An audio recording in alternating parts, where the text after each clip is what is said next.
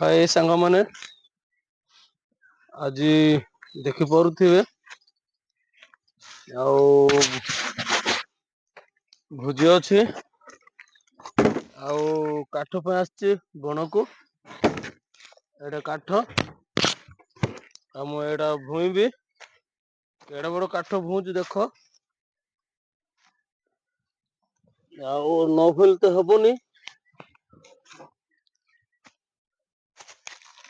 ଏଇଟା କାଠ ଟେକିଲି।